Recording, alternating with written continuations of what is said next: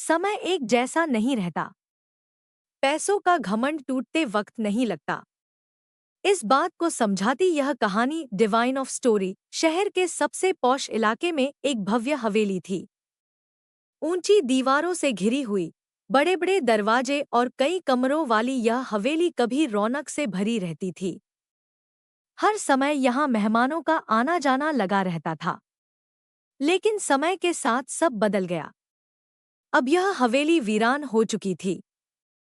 यहाँ सिर्फ एक बुजुर्ग रहते थे, श्रीकांत बाबू। कभी बहुत अमीर हुआ करते थे। उनके पास हर सुख सुविधा थी, नौकर चाकर थे, रिश्तेदार थे, दोस्त थे। लेकिन जब उम्र बढ़ी तो एक एक करके सबने उनसे दूरी बना ली। एक ही बेटा था जो असमय चला गया। रिश्तेदारों ने पैसे और व्यापार लूट लिया और अपनी दुनिया बसा ली, और दोस्त भी समय के साथ चले गए। कभी जो हवेली हंसी खुशी से गूंजती थी, अब वहां बस सन्नाटा था। बुजुर्ग ने हवेली के कई कमरों को बंद कर दिया था। अब वह सिर्फ एक छोटे से कमरे में रहते थे। पुराने फर्नीचर, दीवारों पर जमी धूल और दरारें, छत से लटकता जाला, इन सब ने हवेली की वीरानी को और गहरा कर दिया था। अचानक एक दस्तक। उस दिन दोपहर को अचानक दरवाजे पर दस्तक हुई। वर्षों बाद किसी ने इस घर का दरवाजा खटखटाया था। श्रीकांत बाबू धीरे धीरे चलते हुए दरवाजे तक पहुंचे और उसे खोला। बाहर एक नौजवान खड़ा था, सादा सा कपड़ा पहने, विनम्रता से सिर झुकाए। नमस्ते बाबूजी, युवक ने आदर से कहा। बुजुर्ग ने ध्यान से उसे देखा, लेकिन पहचान नहीं पाए। बेटा, तुम कौन हो? श्रीकांत बाबू ने पूछा। युवक ने धीरे से मुस्कुराते हुए कहा, बाबूजी, मेरे पिता आपके यहाँ नौकरी करते थे, बहुत साल पहले। मेरा नाम अर्जुन है। श्रीकांत बाबू के दिमाग में पुरानी यादें ताजा हो गईं। तुम्हारे पिता कौन थे वे?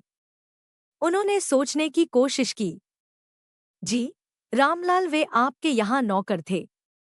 लेकिन उन्होंने हमेशा हमें सिखाया कि आप हमारे मालिक नहीं, बल्कि हमारे संरक्षक हैं।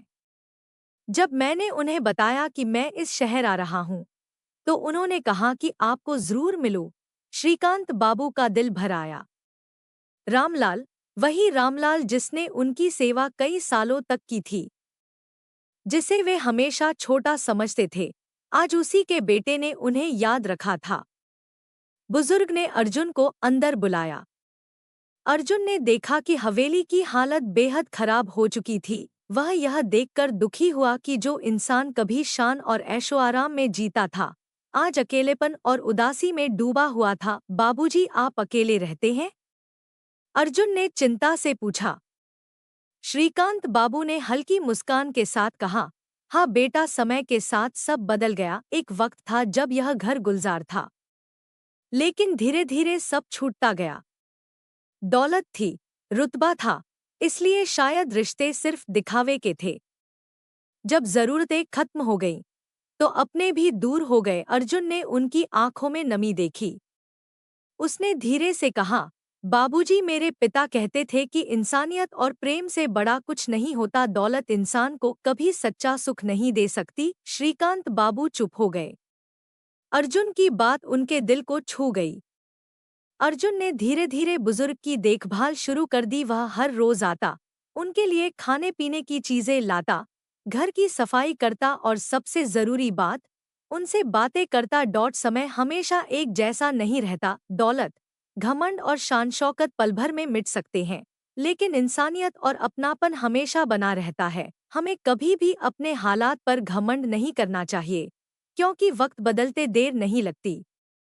श्रीकांत बाबू की हवेली फिर से वैसी तो नहीं बनी, लेकिन उनके दिल का सन्नाटा खत्म हो गया था। अब वहां अर्जुन की हंसी और अपनेपन की गर्माहट थी।